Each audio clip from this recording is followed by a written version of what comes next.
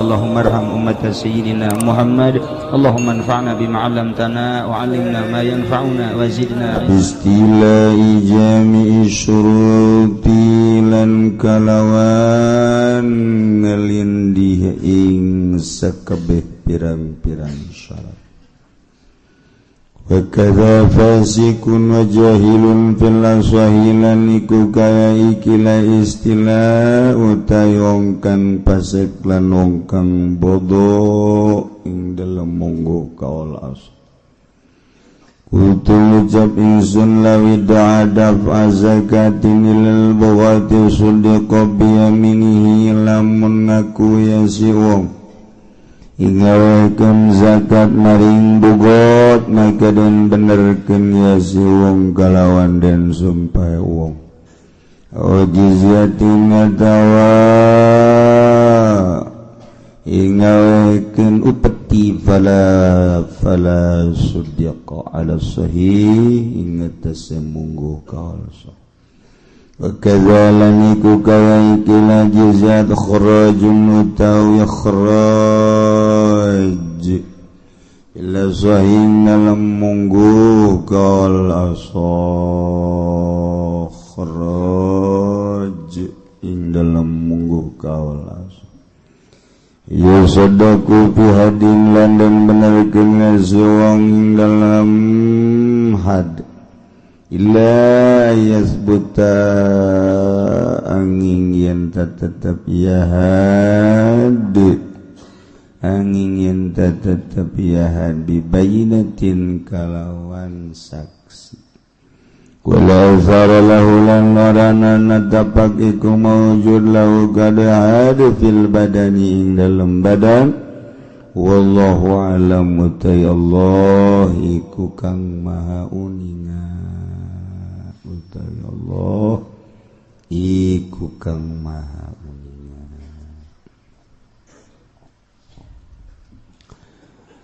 Para jamaah kaum muslimin wal muslimat rahimakumullah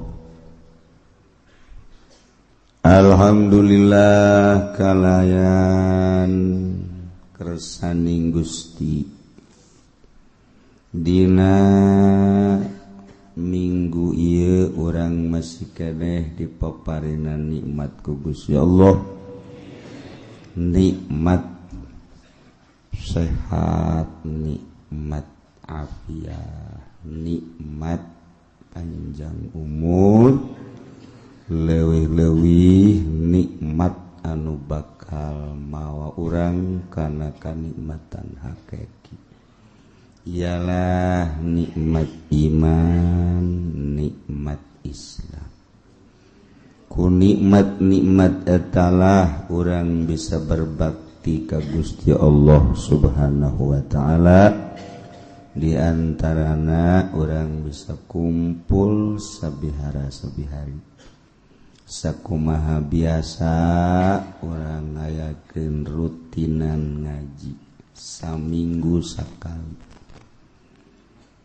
ngaji saminggu sakali ge di lembur mah asa pangaji-ngajina bae kos bangun deui tandingna teh pangaji-ngaji alah saminggu sakali ngaji dibandingkeun jeung nonton TV eueuh sabucu-bucuna aja nonton TV mah unggal poe bari teu puguh mangpaatna diistiqomahkeun embung kaliwat ku goblok-goblokna urang tapi orang tengah rasa goblok jadi bloon orang goblok tengah rasa goblok ya bloon nonton TV mangpaatna tengah rasa bahwa eta teu bakal dihisab di akhirat urang dibere mata jang ibadah ai prak dipake apruk-aprukan pake nonton TV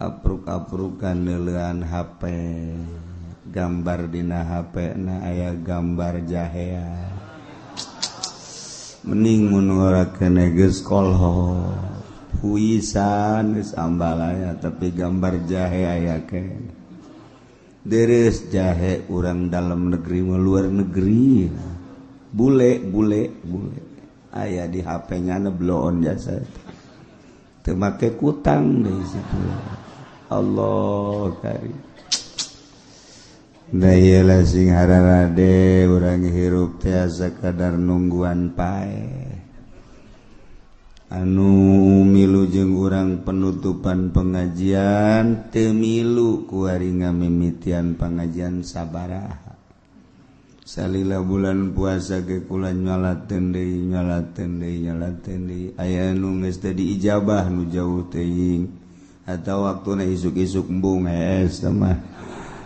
obat eta ahli ngaji anu keur penutupan milu na ieu ngamimitian mah teu milu aya nu kuari milu ye ngamimitian duh ka minggu hareup saha malakal maut geus neuleuhan bae nyawa di tengah nyawa di tukang nyawa di deukeut tangkal Ambon di ditu nah eta urusan maut mah teu kudu dipake kasieun jasieun ge datang bae maut mah ulah berani teuing jeung maut bakal datang nu penting mah sabada mautna urang meunang ridho Allah Subhanahu wa ta'ala cengcelengankeun modal urang yakni umur pake berbakti itung-itung ku urang mata lobaan pakai ibadah apa maksiat kitu keneh ceulik lobaan pakai ibadah apa lobaan pakai maksiat kitu keneh sungut lisan lobaan pakai ibadah apa lobaan pakai maksiat leungeun suku urang itu hasibu qabla an tuhasabu geura perhitungkeun ku urang memeh urang dihitung dirinci jaga di akhirat kitulah urang bersyukur dina minggu ieu urang sakumaha biasa sejak ngamimitian deui ibadah bentukna ngaji kaharti teu kaharti ngaji bae pokona nu penting enggo poe minggu datang diuk balik teu kudu hese-hese pokona mah diukna ge geus teu kudu di tengah-tengah majelis penting mah hadir bae geus aya nu deukeut tukang uduk kang sate kang baso pokona di mana bae nya nyempilna aya nu SMS-an bae oh nyana di ditu ya di ke balik bareng aya deres jeung lalaki deui eta mesti eta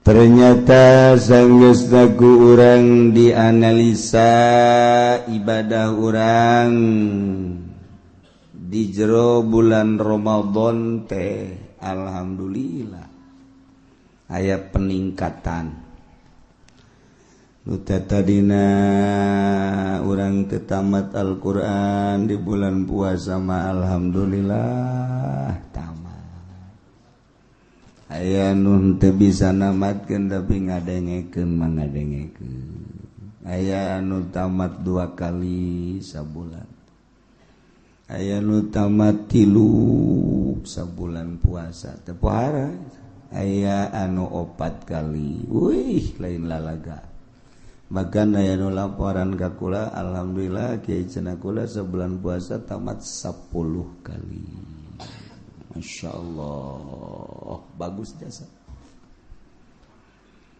kos nu ka Mekah di Mekah lulumpatan muru Masjidil Haram yang berjamaah pohara eta ibadah di Mekah asal ngadenge azan brung kobeh ninggalkeun berbagai aktivitas komo anu sejam munggah haji memang teu boga pagaweana naon sakadar salat tawaf hebat balik bae ka imah deukeut padahal mata ki haji ka masjid teu wauheun jeung masjidnya nyaho ka tihang masjid sabaraha, teu nyaho ka samak masjid diganti apa henteu. Di Mekah mah lulumpatan buru berjamaah sok itu pas sedek-sedekna. Tapi barang balik bae ka imah sakitu lalegaan henteu bae geus sabasa kali henteu diajakan geus sia bae ti heula. Diajakan ge henteu. Mawaan berarti teu Mekah. Bulan Ramadan gitu keneh di bulan Ramadan maca Quran teh wow pohara barang datang mereka bulan Syawal wari Quran di mana bade teundeuna geus teh pokoknya ikut tak urang teh ibadah teh kos kitu tah di Ramadan mah pohara jadi teh istiqomah teh kudu nama istiqomah di jero bulan Ramadan teh sok maca Quran Syawal ge maca Quran. Di bulan Ramadan taraweh, bulan Syawal ke taraweh terus. Yang dikepung masyarakat sih. Tapi bisa taraweh bulan Ramadan doang. Untung jelema anu kamari di jero bulan Ramadan ngalaksanakeun taraweh. Berbagai ibadah-ibadah tinggal orang memohon ke Allah, urang nati Allah, titah ibadahna ge ku Allah. Diberi tanaga jeung daek nage ku Allah nurek narimana Allah pasrahkeun ka Gusti Allah. Mudah-mudahan ibadah puasa urang, taraweh urang, sedekah urang, tutulung urang ditarima ku Gusti Allah Subhanahu wa taala hingga jaga aya bukti jang sampeureun urang. Itulah orang seputar bulan Ramadan mararudik nuka Jawa Tengah Jawa Timur nuka Kulon nuka seberang alhamdulillah barang dihitung-hitung urut mudik tahun kamari ge can impas aja nu kuari ngahutang deui jadi gagedean hutang ulah sebenarnya mah silaturahim malah sunah daripada ngagedean hutang maningan mayar hutang.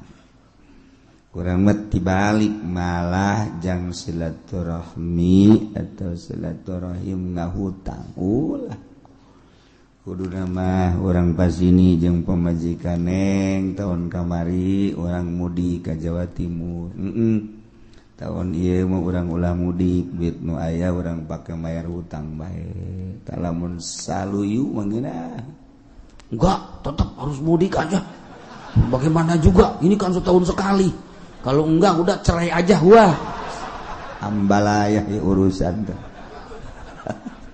Eta kan kos kitu teu beres tah. Tinggal salakina bae hak. Gacekna aing talian bae tuh awak aing ieu. Mun salaladar bagina masyaallah. Masyaallah geus kos kitu bae barudadannya seputar mudik.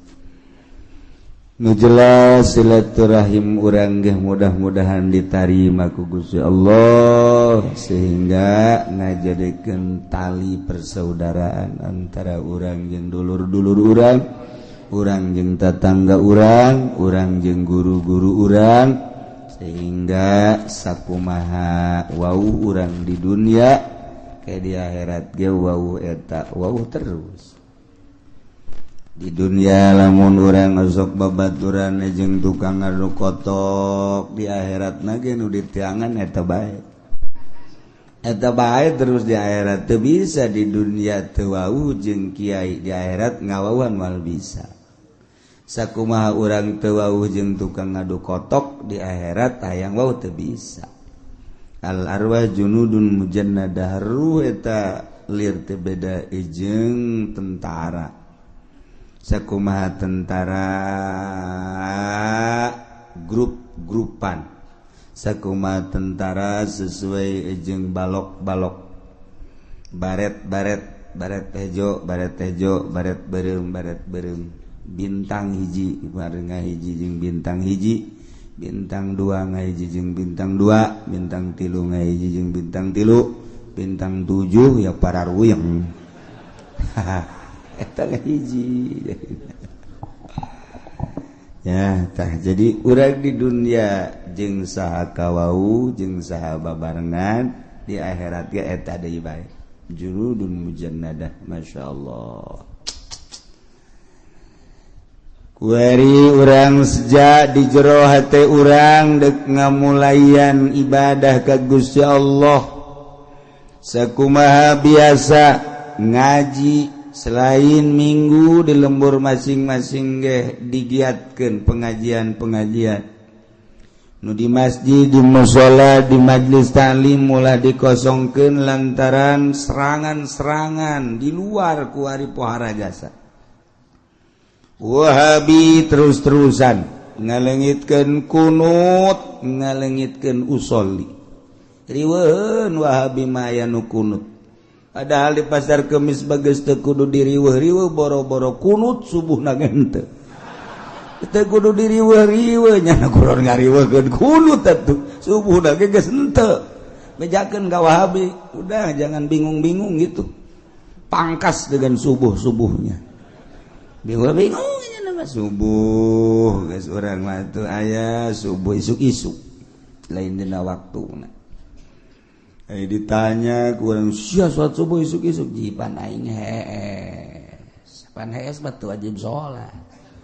Di mana ya kitabna hees wajib salat teu pinter teh budak. Oh emang ge keur hees wajib salat oh kitab buat ijazah ge malah ya. Jago tuh budak ngajawabna. Aing sudang atuh aing salat, bae babna qodoan. Atuh geus dipasing-pasingkeun ku Gusti Allah. Jadi alhamdulillahirabbil alamin. Urang ngayakeun kegiatan ngaji di lembur ge digiatkeun ku ari sebab ieu Syiah terus-terusan. Salah cenah kiai eta Syiah teh panjang dongengna ke urang bahas dina kesempatan-kesempatan. Nu jelas Syiah nu aya di urang mah teu pati beres. Wahabi cenah salah teh kiai ai salah jasa teu ngan kurang pati bener. Ai salah jasa teu ngan kurang pati bener eta Wahabi.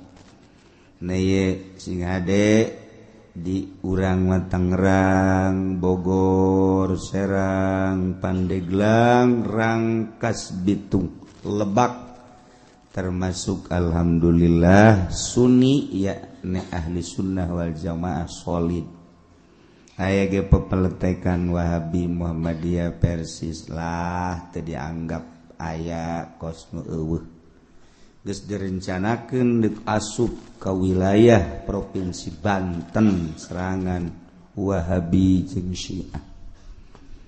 Atuh aya adapun nyana deuk dararatang atuh sabodo tinggal urangna be ulah goyang. Sakitu bae geus kajeun nu goyang mah di Karawang bae. Urang ulah goyang-goyang biasa bae. Ya teh jadi tegeran akidah urang sing hade.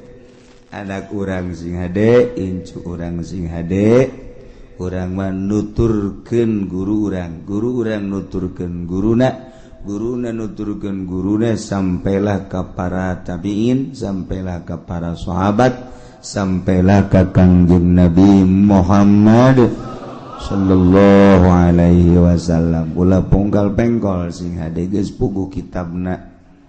Geus puguh pelanggeranana urang menyekelan kitab salafus sholihin dimodernkeun boleh-boleh bae urangna nu milu modern akidah mah ulah dimodern-modernkeun agama ulah dimodern-modernkeun urangna deuk milu modern silakan bae sok bae sakadar jang cacampuran urang supaya ulah aya ketimpangan modernkeun awak urang tapi akidah jeung agama mah teu bisa dimodern-modern.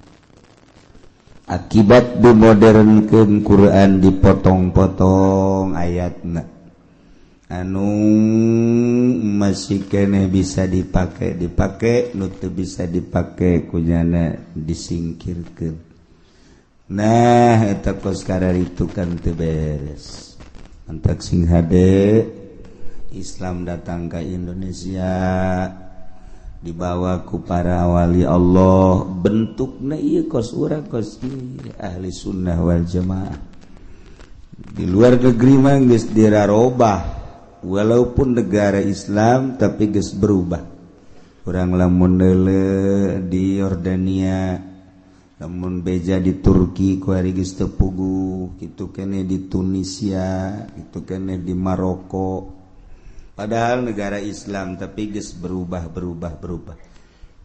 tapi di Indonesia mah masih utuh loba kesulitan deuk ngarobah Sunni nu aya di Indonesia ieu berkat fadl Allah subhanahu wa ta'ala geus berbagai-bagai dirobah-robah tetapi tetap masih kuat kan baik tinggal sing hade urangnya nungguan maut besi rubah-robah naudzubillah komo datang ka asup Kristen naudzubillah min zalik wa min zalik ngagelok ka Wahabi ge naudzubillah min zalik wa min zalik teh urang teh keur ngabahas tentang bugot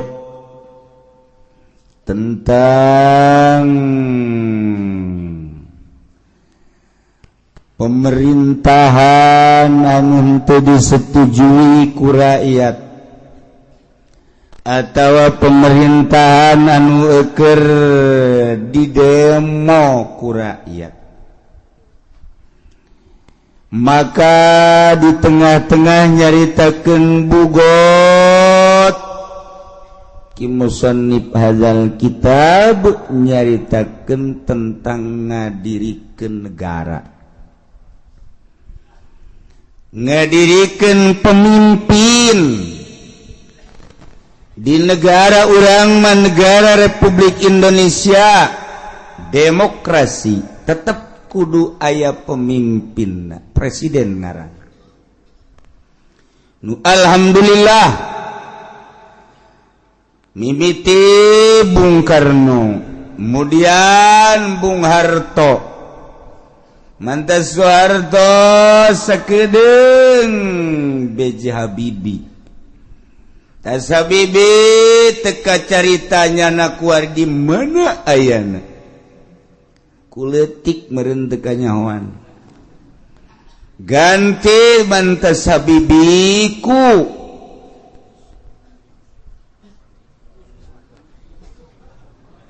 usaha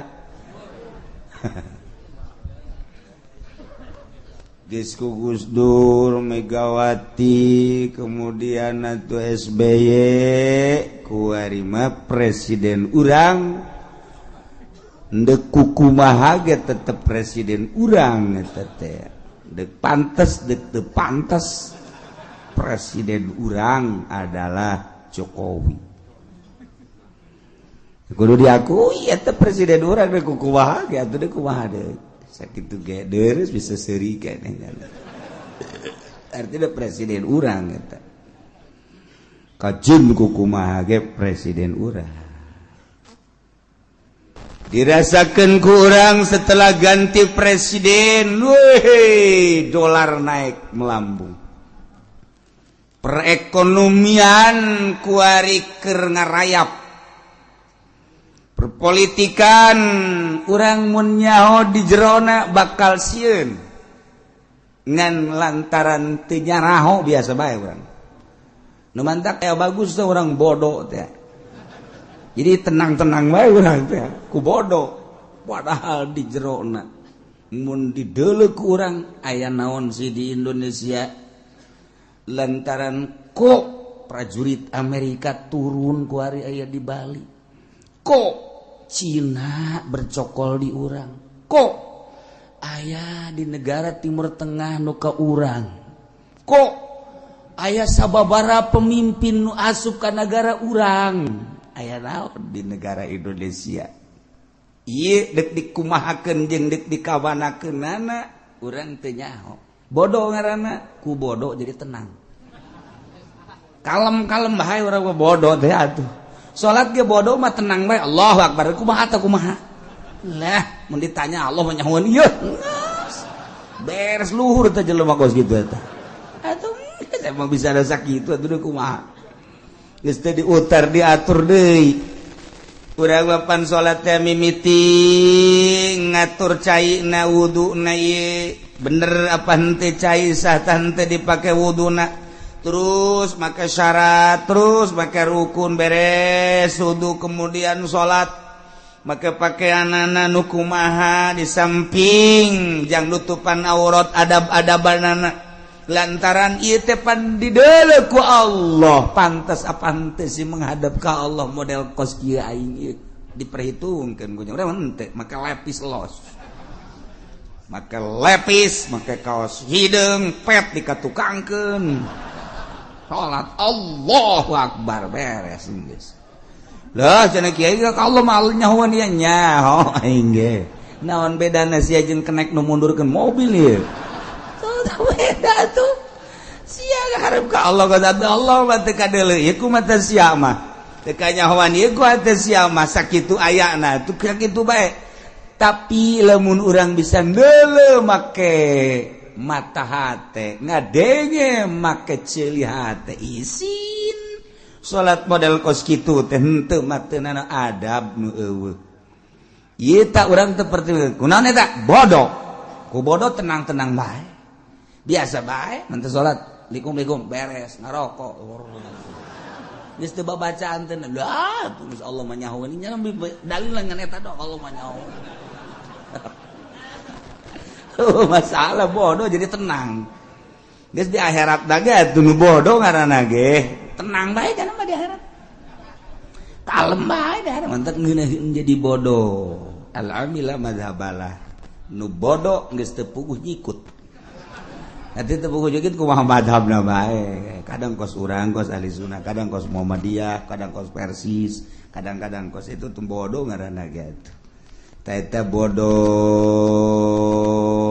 nu kos kararitu teh nah ieu urang bodoh politik teh nyawana naon jeung dibobodoh kuat sakumaha nu kukula dicaritakeun sabenerna teu pas Presiden Jokowi ku ari teh ngan begitu dek diturunkan lain teu mampu babari jasa nurunkan presiden teh gampang jasa sebab dipilih ku rakyat diturunkan ku rakyat ngomong mas kecil babari emang di negara demokrasi mah ada kekuatan terhadap rakyat cuman yang gantina saha jang gantina saha ieu lalu hese teh cakula ge di bulan Rewah di bulan Rajab nyaritakeun jang ganti oh cenah ambalaya kiai siapa neuleuna sasa urang hartina hese jang ganti teh cokot partai Golkar teh solid lantaran Golkar teh kabagi-bagi lamun naik tu nu ieu ngamuk naik ti nu ieu ngamuk teh solid ngaranna patut teh jadi presiden teh bisa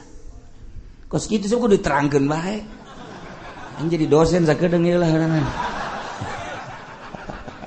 eta pararaham aya nu ngomong mana cenah ganti nu jelobak kiai cecek ieu ganti sia mah teu paham politik cokot ku ari di petilu acak-acakan cokot di berbagai partai padahal teh kudu boga partaina acak-acakan teh solid boro-boro partai nu lain partainya nana ge acak-acakan teu kumaha bisa ngagantianana tuh aya jelema pinter jasa kuari di luhur aya teu boga partai peot jasa leutik jelema pinter eta keur dipermasalahkeun kuari siapa apa henteu nyanana jadi presiden siapa teu leutik jelema kuru leuwih kuru tibatan Jokowi atuh nu aya ge teu pantes ngomong eta meureun nah kuari dek dirapihan lantaran eueuh nu solid partai berarti kan aya nu main nu jago di Indonesia nu ngacak-ngacak partai geus diperhitungkeun gunyana lamun ieu partai solid engke bakal ngehajar diacak-acak heula gunyana teh sehingga eueuh partai nu solid hese jang ngagantianana kos gitulah seputar negara eta kakarak global encan mun dirinci tek wari urang nyaritakeun tokohna ti Golkar ieu petilu di babari nyaritakeun kos kitu sapira Indonesia aja jelema rek kahitung tek hese amat tuh hese amat babari cuman iyalah keberadaan orang kos kieu hese kasolidanan. Maka wallahu alam tinggal ditunggu 2 bulan deui. Lamun 2 bulan ieu rapi insyaallah lanjut. Mun 2 bulan ieu teu rapi wallahu alam bissawab. Bisa assalamualaikum warahmatullahi assalamualaikum warahmatullahi. Kuari keur diurusan ku wae. Sebab naon perekonomianna mungsrut wae. Tailah lamun negara ekonomi teu jalan atau politik ge teu jalan. Ai negara mah moal bangkrut. Degekeun ku Celisia dongengna negara bangkrut moal aya. Nu bangkrut mah politik. Nu bangkrut mah perekonomian. Kembalina politik jeung perekonomi ka rakyat. Negara mah moal bangkrut.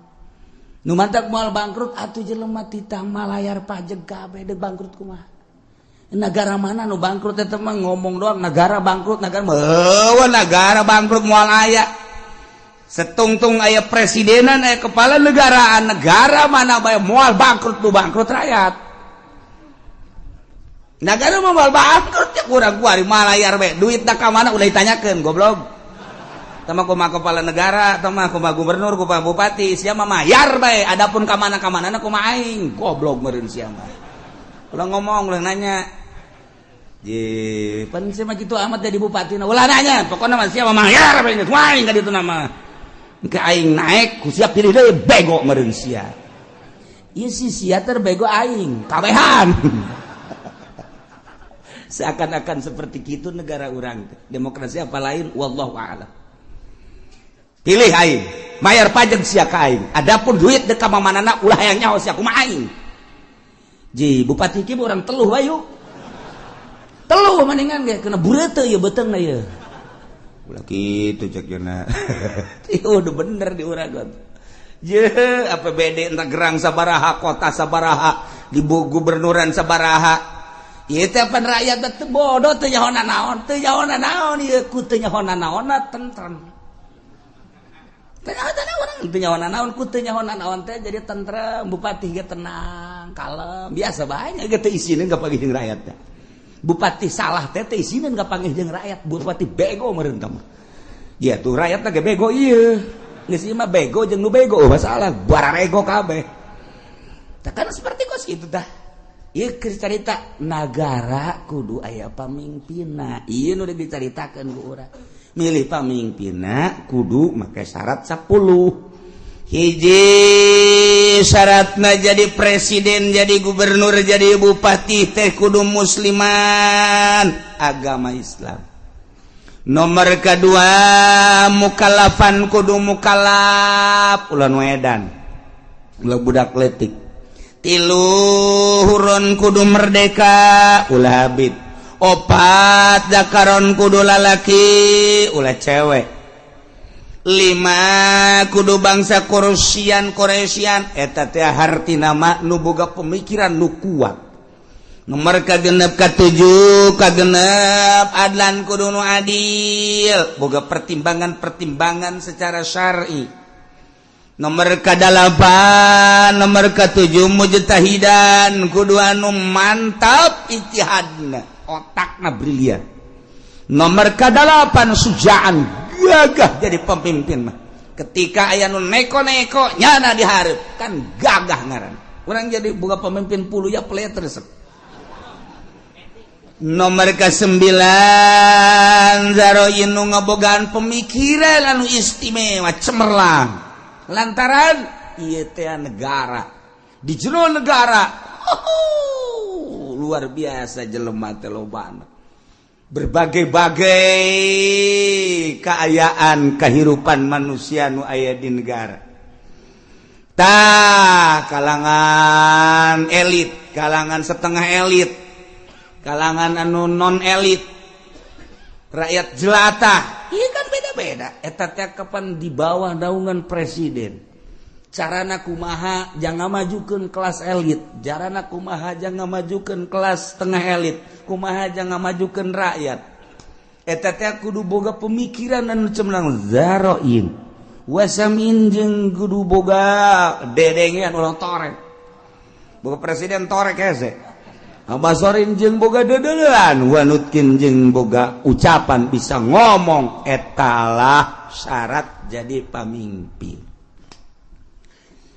sahna jadi pamimpin teh nomor kahiji bil baiati di baiat yani baiatu ahlil hilli wal aqdi minal ulama'i war ru'asai wa wujuhin nas dipilih jadi pamimpin teh nu milihna ahlul hilli wal aqdi ulama-ulama pemimpin-pemimpin tokoh-tokoh masyarakat nu milihna jangan maju ke negara berarti nu kudu boga wawasan kaharep dek dikumahakeun ieu negara ulah ini peot dituntun aki-aki gagah nya aya aki gagah emang pen ini peot aki-aki gagah aki-aki titah milih nu buta titah milih dan lain sebagainya nu gering teu nya teu boga wawasan ulama nu titah milih teh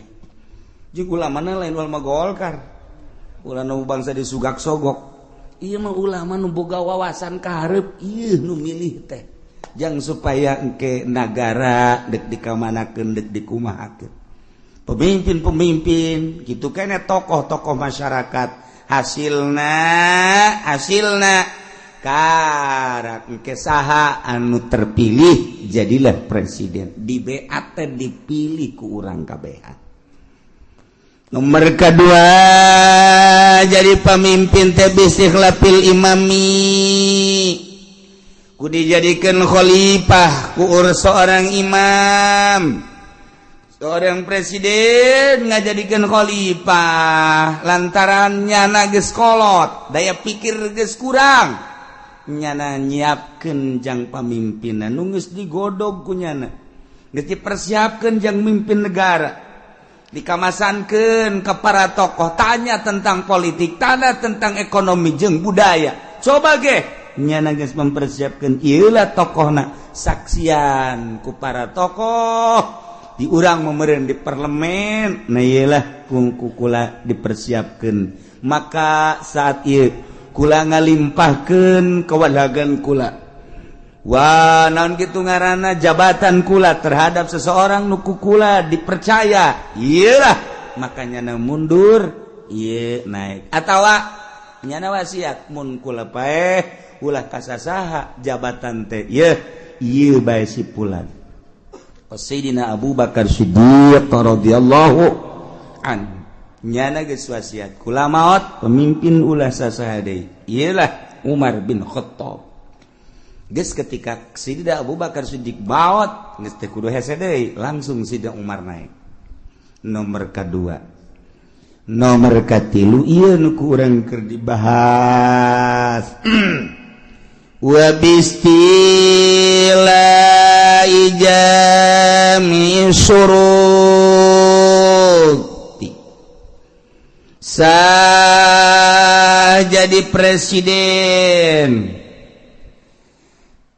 bistila'i jami syurut ku ngalindih kana sakabeh pirang-pirang persyaratan syarat nu 10 aya di Kizaid sementara presiden nu aya kurang ngalaksanakeun persyaratan atau kurang persyaratan tinu 10 andai kata presiden terpilih teh jelema nama muslim jelema nama mukallaf jelema nama merdeka jelema nama lalaki ngan ternyata tina 10 ternyata ra'yuna nu kurang cemerlang ketika ditanya tentang bagaimana perekonomian di negara urang nyana teu ngabogaan wawasan jangan majukan perekonomian di negara eta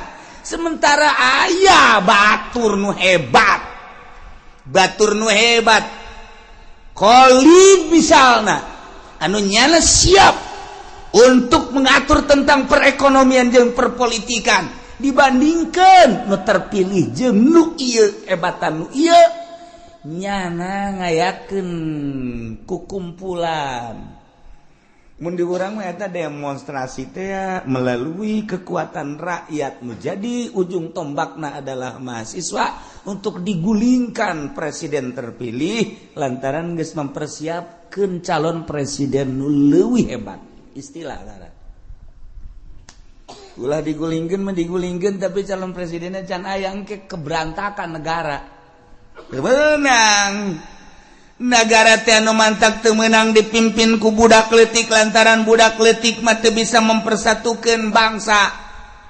Boro-boro jang batur pugunyana ge encan bisa ngisang-ngisang acan. Budak leutik teu meunang mimpin negara. Nomor kadua cewek. Wanita teu meunang mimpin negara lantaran lamun dipimpin ku awewe, awewe pan bisa dengan menyeng doang. Menyeng teh ceriknya nama boro-boro ku rakyat boro-boro desakan-desakan manusia kakarakti salakina bae nya geus bisa ngajawab salakina marah haju bae manyun bae henteu memecahkan permasalahan awewe mah cerik ngeguling brek beres sakitu doang mah nya nu kos kitu deuk mimpin negara deuk kumaha lakona karakter wanita nu mantak teh karakter wanita mah kos kitu nu mantak teu meunang jadi pamimpin acak-acakan negara ketika negara orang dipimpin ku Megawati urang mah bodoh teh nyaho naon padahal nu coplok ieu sabaraha pulau aset negara nu coplok sabaraha lantaran urang mah bodoh biasa-biasa bae kalem-kalem bae mun urang menelusuri ka jerona masyaallah aset negara sabaraha anu acak-acakan jeung nu beak pulau sabaraha nu dijual urang mah teu nyaho lantaran bodoh kos kieu lah eta lah wanita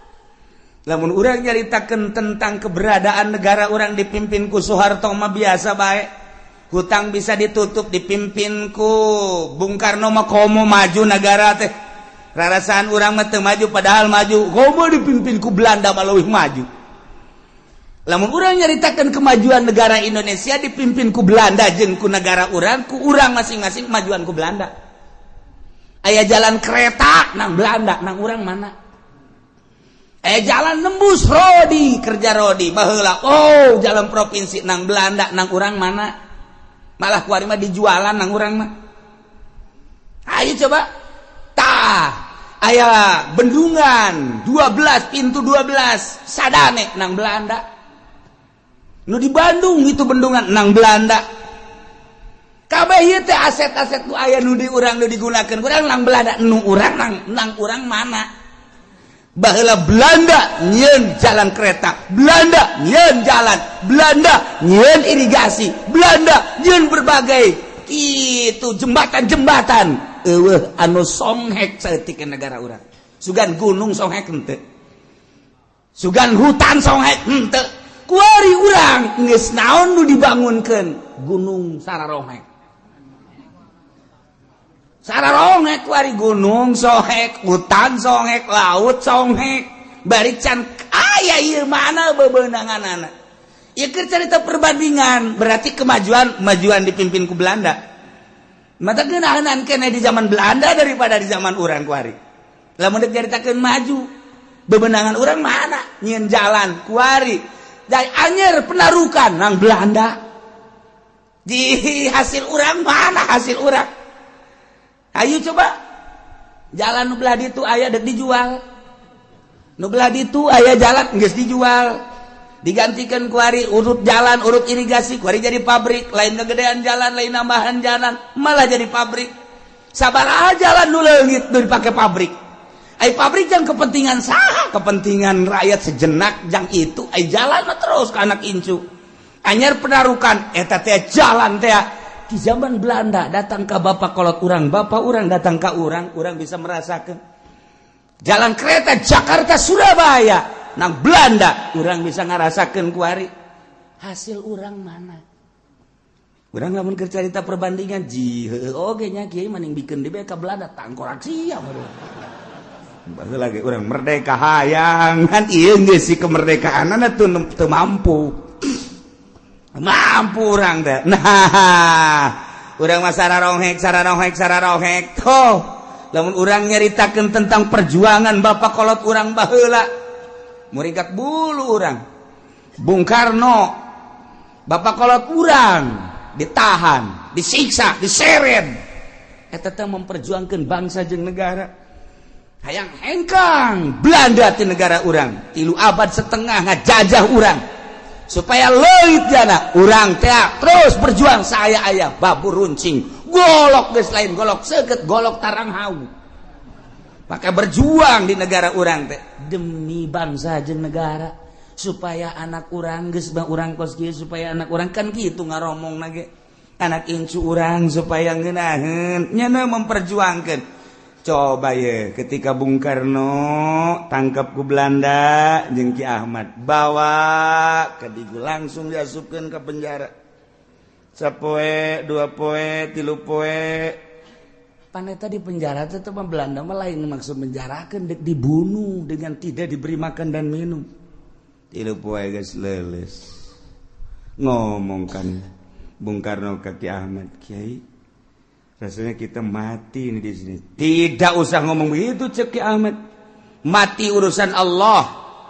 Tidak mati. Kalau nyawa kita masih ada di badan kita, kita tidak mati. Aduh. Bisa ada Ki Ahmad. Enggak usah takut. Ada Allah. Bung Karno Allah itu benar ada. Tetapi kita tetap kalau tidak makan dan minum mati. Pertolongan Allah akan datang. Tenang. Ceki Ahmad innallaha ma'ana. Kaopat poe geus kicep doa. Atuh teu dahar teu nginum pan? Kicep. Kiai saatnya kita mati kan. Tidak. Ceki Ahmad, tetap hidup kita. Hidup bagaimana? Enggak makan, enggak minum. Belanda datang ke jero dibuka lawang blok seserian. Sekarang kau mati di dalam penjara. Sekarang kau tidak akan bisa melanjutkan hidup. Geus teu bisa nanaon kieu. Seserian Belanda. Digebrukeun deui lawang. Di jero geus kararieu bae. Ceki Ahmad Bung Karno pertolongan Allah akan datang ketika kita sudah tidak berdaya. Kita sekarang sudah tidak berdaya cek Bung Karno. Mana pertolongan Allah? Itu kamu masih bisa ngomong, itu daya kamu. Oh iya ya. Baheula bae eta memperjuangkan negara datang ke kitu coba. Kalau masih bisa ngomong berarti masih ada daya dan kekuatan. Ketika kita sudah tidak bisa apa-apa, baru pertolongan Allah datang. Kali mau poe geus bisa nanaon. Kararieu we. Mencak urang mau ana pertolongan Allah sebentar lagi. Ketika kita belum pasrah 100% kepada Allah, Allah tidak akan menurunkan pertolongan. Pasrahkanlah diri kita 100% kepada Allah. Jangan ada perasaan, kekuatan, daya di diri kita. Semuanya milik Allah. Ceki Ahmad kan gitu. Pasrahkan semua kepada Allah. Nanti pertolongan Allah datang. Bung Karno geus kieu bae. Geus teu ngomongnya. Teu dahar teu nginum. Kunaon ka sore jol bae jelema datang mawa sangu lewat erang-erang tah di penjara teh pan aya nu bolong sagede-gede di luhur lobang angin asup ka dinya set bluk mawa sangu dahar di jero ayo kita makan ini pertolongan Allah dah Bung Karno ge bingung di liwat mana jelema ieu lawang dikunci bisa mawa sangu segala rupa ieu. Wow, segala geus beres, dahar, aya sambal segala geus di jero geus. Insyaallah wahara jasa. Beres datang kokobok set sasalaman, naik deui lewat eta deui lubang angin set kaluar. Bung Karno teu ngomong. Eta saha teu ngomongnya. Jeung nang nita saha teu ngomong. Deuk ngomong ka Ki Ahmad bisi salahnya.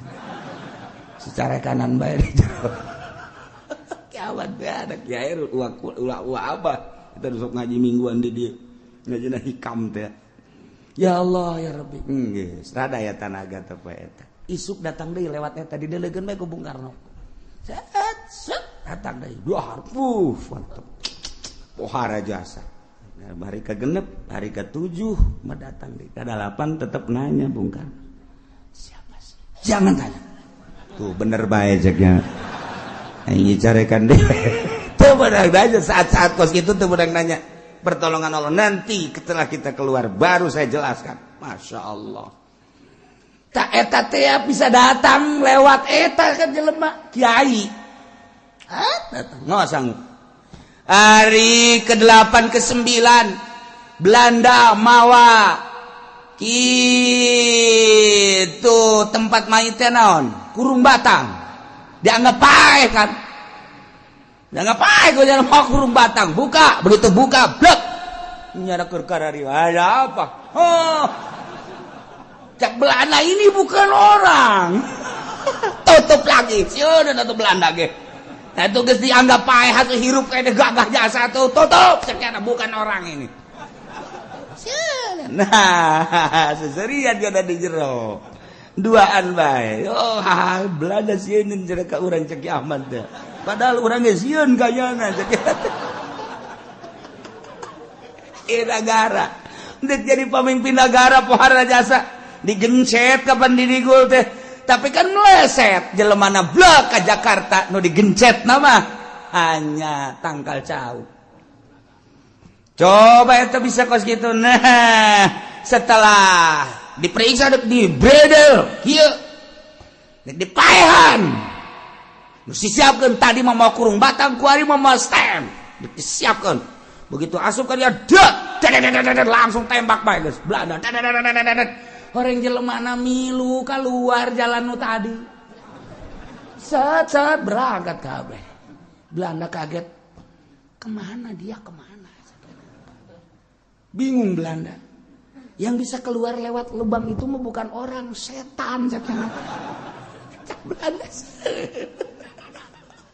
deui keur kacaritakeun na eta zaman baheula memperjuangkeun bangsa jeung negara datang ka kos kitu nah ieu keur carita eta lewat dinya jaba anu ngiriman sangu jaba nyeuna keluar lewat dinya kok bisa karar itu hasil tapa dek mimpin negara teh tapa heula lamun patilasan Bung Karno di Jawa Timur patilasan Bung Karno di Bogor patilasan Bung Karno tuh di Bekasi patilasan Bung Karno tuh di itu di mana kitu di Ciherang patilasan Bung Karno di dia di Banten tapa Bung Karno mun urang nyaritakeun Padang aya patilasan Bung Karno urang nyaritakeun Aceh aya patilasan Bung Karno etalah endek mimpin sebuah negara tapa heula tah dipimpin ku jelema nu tapakan ngeunaheun urangna sebab naon beraninya ngeunaheun adapun kadituna urusan jabatan dan lain-lain sebagainya eta mah geus macem-macem geus kaditu tapi eta lain lalagaan bisa asup kadinya eta si kiai saha nu asup ka lawang eta tah ka naon gara-gara lubang angin moal sangu set kiai urang Tangerang kiai datang ka dia set beres dah mah dibejakeun kiai oh langsung udah bejakeun sia digali ke kuburanana takut itu kan pohara mimpin negara teh lain lalagaan satu suara teu bisa dibobodoh atletik mah sakumaha urang teu bisa dibobodohna ketika Saddam Hussein kamari gerak ku ajeun tinggi ulah-ulah ge simpati bangsa simpati manusia umat sadunia simpati kabeh moal pati-pati simpati lamun di jero benak katena henteu aya kemurnian moal aya seluruh lapisan boh kafir boh muslim simpati terutama mukmin simpati ka Saddam Hussein bari di jero nagara mah aya anu ngalecehkeun ka Saddam Hussein tapi tetep baik kesimpatian teh teu bisa dibeli lantaran di jero na aya mutiara sakumaha simpatina bangsa Indonesia ka Bung Karno lain di Indonesia bae Jepang simpati ka Bung Karno Arab simpati ka Bung Karno bahkan titi mangsa Bung Karno teh ya mun urang ke Mekah atuh aya di Arfah aya titi mangsa Bung Karno di tempat Sai aya titi mangsa Bung Karno, di Baitullah aya titi mangsa Bung Karno, lain jelema leutik berarti. Lamun urang nyaritakeun tentang keistimewaan Bung Karno ketika ke Afghanistan anu nganyahokeun makom Imam Bukhari secara mendunia Bung Karno.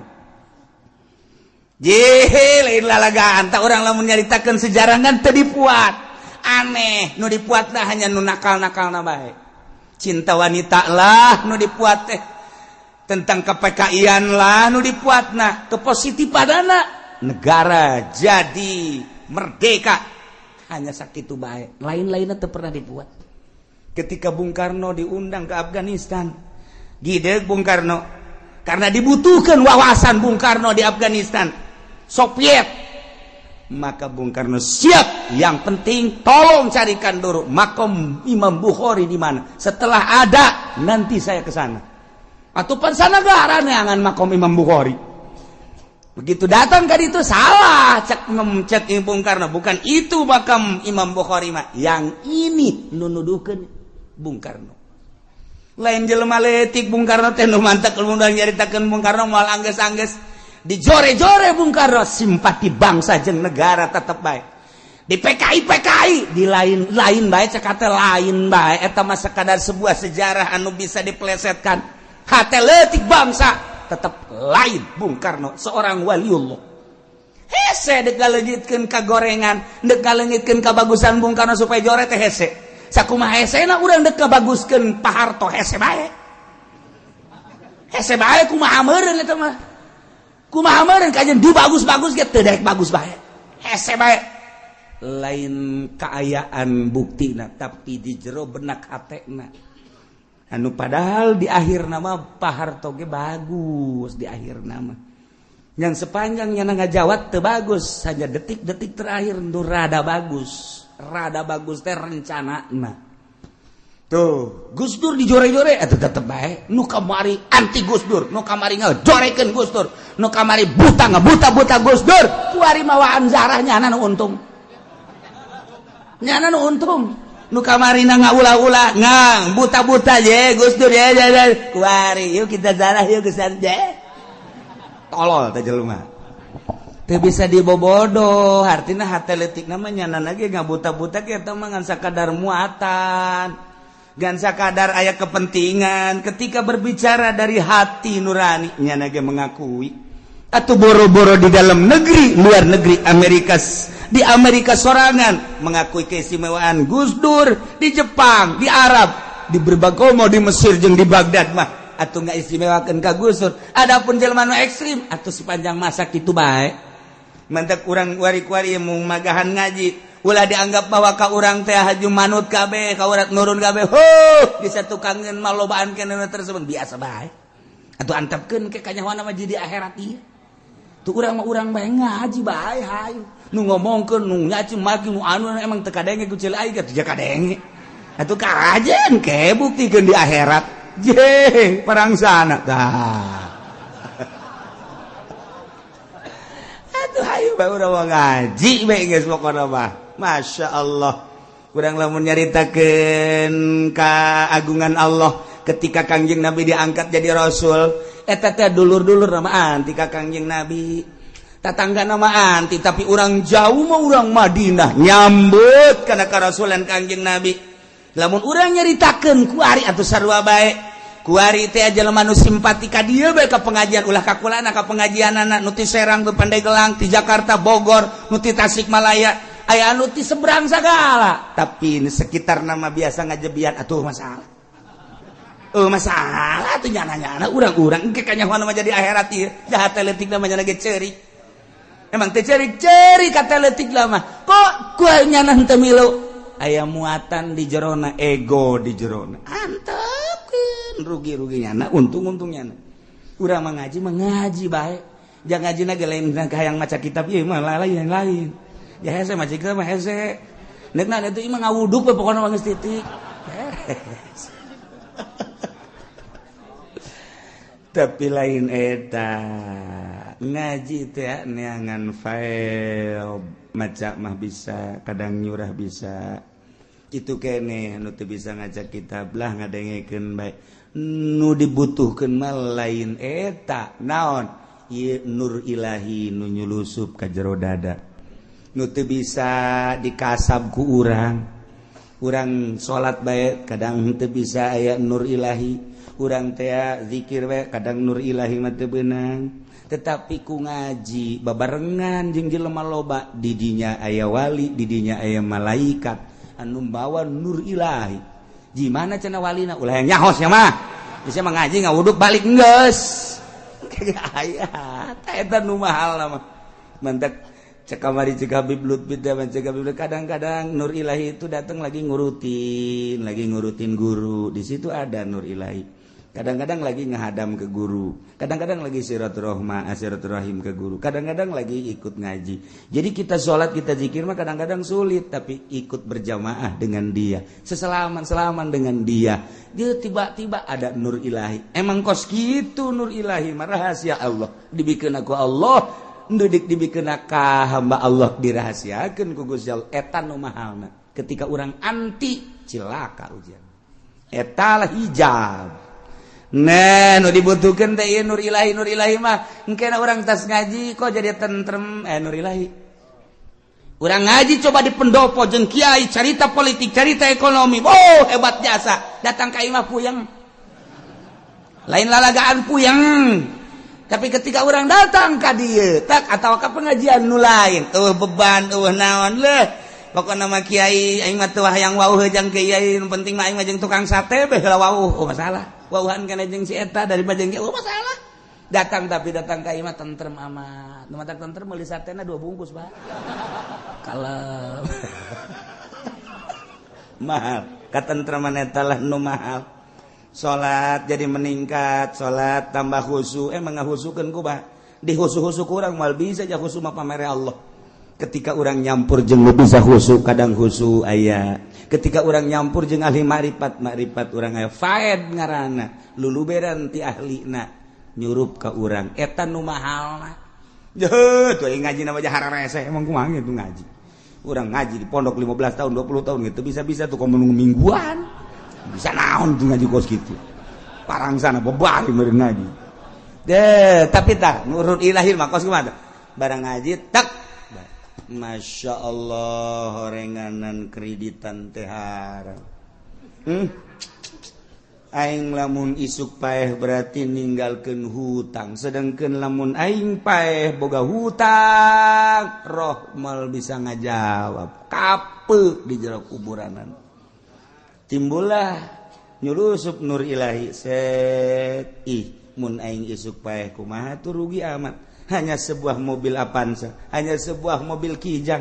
Anu ku urang dinikmati nangan sakadar sakit tapi di jero kuburan nu bakar berhadapan jeung Allah urang kaput tanda bahwa urang teu bagus. Doh, balik ngaji bebe ja ka pamajikanna. Neng. Jah urang ngridit teu bagus ja kadenge ku Neng. Urang ngridit deui jadi yuk. Ai kakak kumaha sih? Mantak ieu kakak ngomong kan Neng maning jual apa maning kredit nyoba kan Neng. Oh, ai kakak mah geus dahayang. Ka atuh ulah dijual kieu bae ieu mah bereskeun aju urang meuli deui. Oh, jadi 2. Nu ieu bereskeun aju urang meuli deui anu ulah kredit. Anu cash gantung mah ieu beung kakak. Puguh hiji ge ngapa-ngapan ya kakak. Musyawarah lah orang eta ngaran nur ilahi asup musyawarah nur ilahi ngaranna tuh jelema geus berdeposito bae di bank lain teu ngadengekeun ngajinya na di mamana di radio ngadenge di televisi ngadenge terus di kiai-kiai modern ngadenge bahwa eta teh halal tanggung jawab malah anu tanggung jawab segala di akhirat. Pokoknya ketika berhadapan dengan Allah, saya tanggung jawab. Ceknya nanti saya usulkan kepada Allah. Kos bapak kolot nabet Allah. Pohara jasa. Tanya na bagi kuat pak. Boleh. Can aya nur ilahi ketika nyana ngaji, merenung.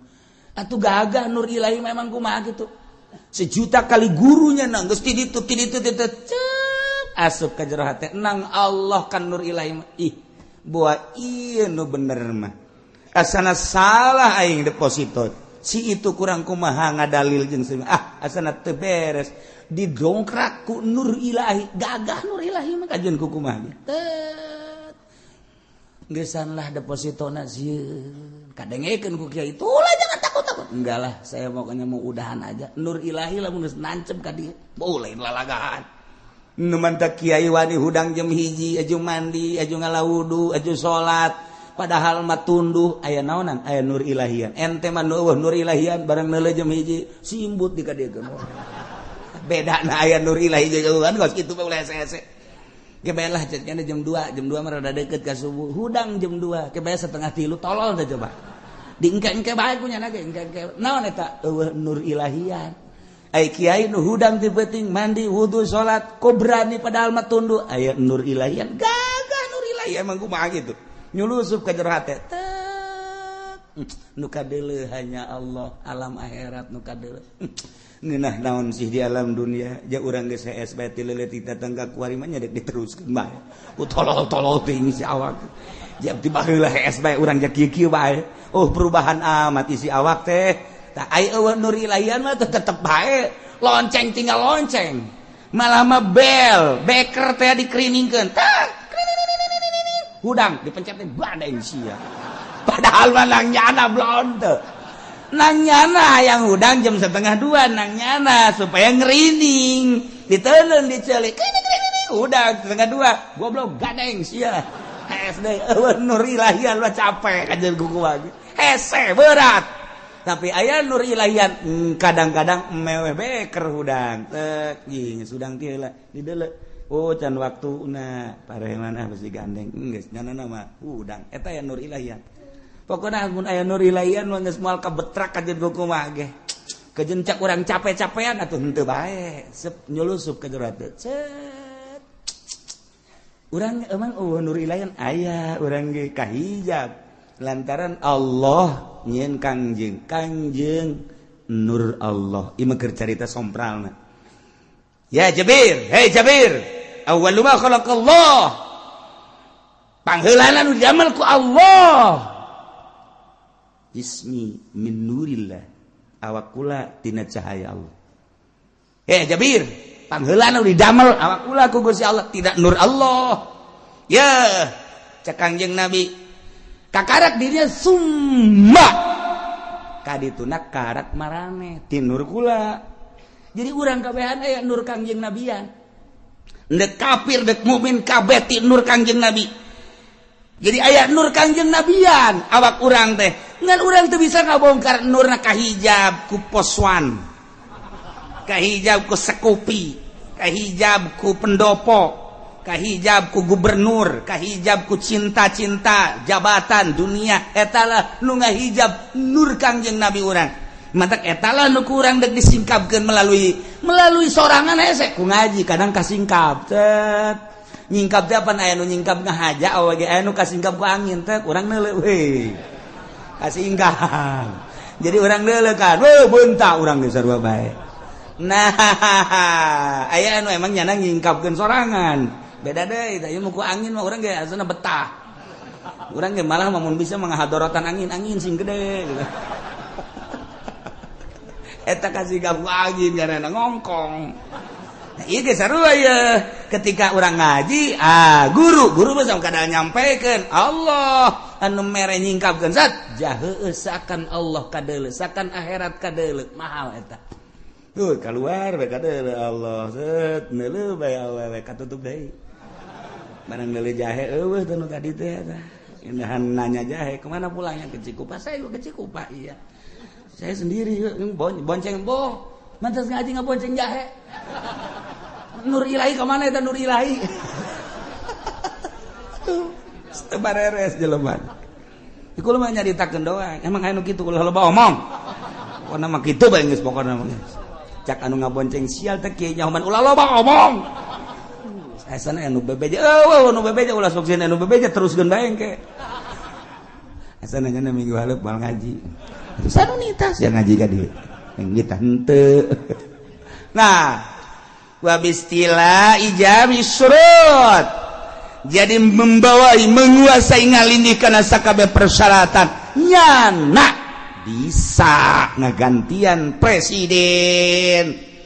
Nu katilu bisa jadi pemimpin teh ku ngalindih ngelehkeun nu jadi pemimpin lantaran pemimpin kurang memenuhi syarat atau teu ngalaksanakeun kana persyaratan-persyaratan kepemimpinan nyana siapeun disleding ku nyana dikorin melalui kekerasan kekuatan demo berarti gulabah ba'da mautil imam atau sabada paeh langsung nyana berdiri atau melalui kekuatan tadi demo disiapkan nyana lamun urusan demo kuari Mesir teu beres-beres kepemimpinan teh perebut kepemimpinan sebenarnya mah Mesir mah ahli sunnah wal jamaah hebat kok bisa perebut di jero nama lain perebut nu katumpangan ku Amerika nu perebut masyarakat resep ka pemimpin itu kudu caritakeun ku kula ngaranna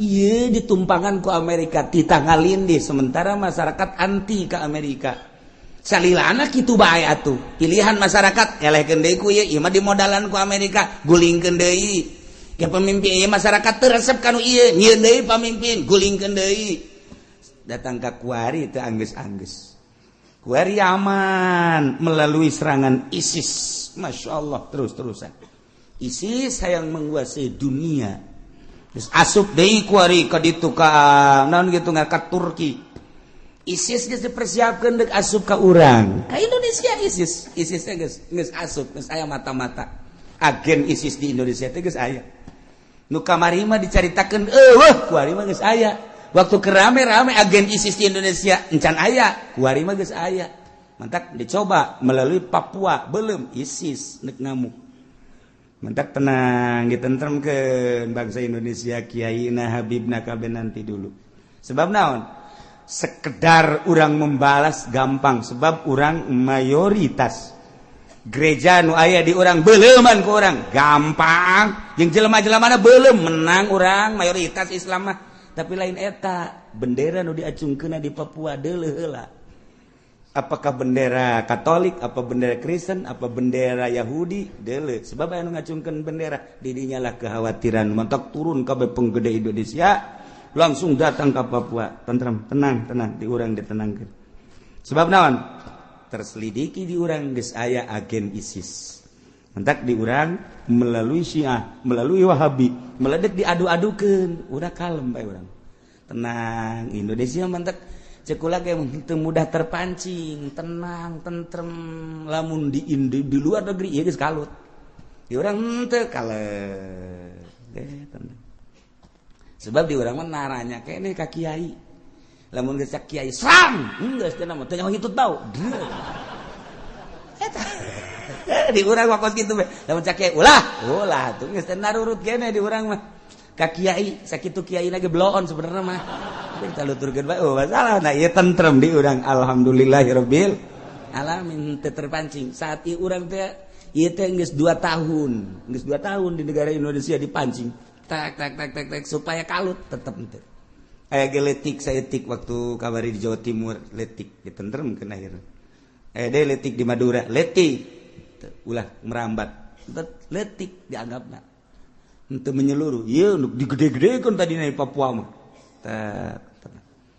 sebab aya bendera nu ngacung anu bakal ditukang maena berarti teu kudu atuh geus mantak wari tenang deui mantak kalem di Indonesia ngeunaheun urang mah geus masalah bae geus kalem sok-sok ngaluarkeun motor ngaji balik kes danya boga duit teu boga duit geus tenang bae sakit gitu boga duit tenang ngomong boga duit geus kalem bae nyaritakeun ieu presiden urang ulah ngomong presiden geus pokona urang mah urang bae eta kos kitu teh ngeunaheun doang kalem tentrem ieu katilu bisa jadi pemimpin bistilah syaksin mutaghallib alal imamah jamil syurut nah kumaha lamun jelema pasek dek mimpin di Indonesia jelema bodoh dek mimpin di Indonesia khususnya umumna di negara seorang pasek dek mimpin negara seorang bodoh dek mimpin negara atawa nya paseknya bodoh dek jadi presiden wah mantep ya saya pasek edinya lah bodoh edinya nah dek mimpin negara kumaha wa kadza fasikun wa jahilun fil asaq gitu keneh jelema pasek jelema bodoh pasek bodoh kemudian nyana dek mimpin negara ieu adalah dicoba ku Gusti Allah ketika sebuah negara pemimpinannya paseknya bodoh berarti coba lantaran pasti negara jadi preman sebab pemimpinannya paseknya bodoh gustinya hun kajujur jeung adil ieu adalah cocoba jang rakyatna di jerona aya kiai di jerona aya ustad di jerona aya pemerintah nu jujur jeung nu adil di jerona aya nu hayang ngabajukeun negara tapi ternyata orang nu terpilih teh anu pasek jeung bodoh sebuah cobaan ka bangsa jeung negara sebuah cobaan jang rakyat cara menghadapi kepala negara nu kos kitu kudu kumaha geus diatur ku syara masyaallah geus rapi sak nurut urang wajib ka manehanana selamat bertentangan jeung agama ketika bertentangan jeung agama salamatkeun agama urang nu bisa disalamatkeun nu teu bisa disalamatkeun berarti urang kudu manut ka nyana keun tanggung jawab di akhirat urang mah nyanggakeun sadaya-daya bae urang jadi rakyat urang mah jadi rakyat kos kitu bae geus nah ieu ketika seorang fasik ketika seorang bodoh memimpin lantaran nyana jadi bodyguard ngelekeun ngalindi dengan kejahatan nyana dengan kegagahan nyana sehingga nyana bisa jadi kepala negara tetap sah-sah bae jadi kepala negara urang sebagai rakyat keur dicoba ku Allah boga kepala negara model kos kitu manut nu bisa urang teu milu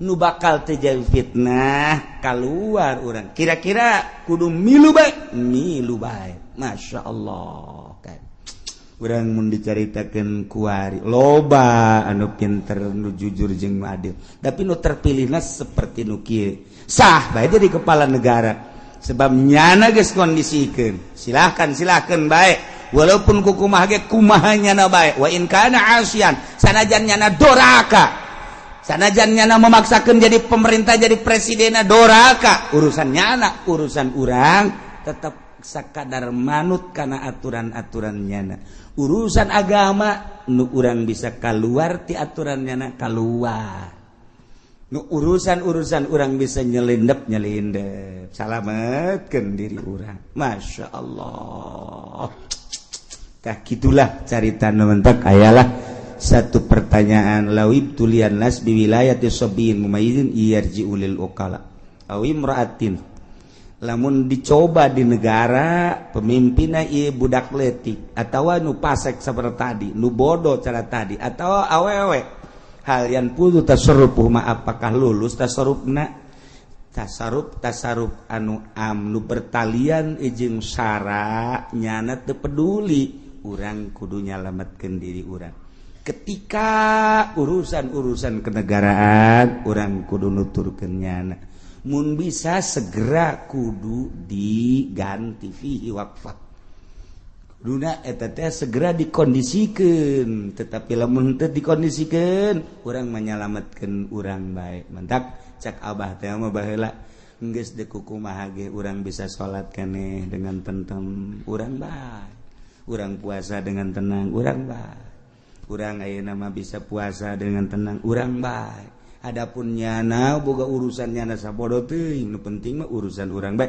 salat puasa zakat urang urusan ku urang nyana mah teu milu urusan geus diurusan ku urang ternyata di urang masih aman kene alhamdulillah walaupun aya tumpangan-tumpangan tapi tetep bae urang mah masih kitu urusan agama dicekel ku masing-masing pemimpinna sakigeus alhamdulillahirabbil alamin urang lamun teu nyaritakeun tentang kondisi di luhur urang mun nyaritakeun kondisi di luhur ngeri aya sababaraha sektor nu kudu diomean ku urang lantaran kahareupna cilaka geus dipuatan boro-boro di sektor politik di sektor organisasi bae geus dipuatan ku jelema-jelema nu ulah maju Islam ulah maju ahli sunnah wal jamaah. Nah ieu urang dibaca sababaraha sektor di luhur teh geus aya ti dieu aya ti dieu jadi urang gerak kumaha ge hese urang mun nyaritakeun bos kitu kakarak pusing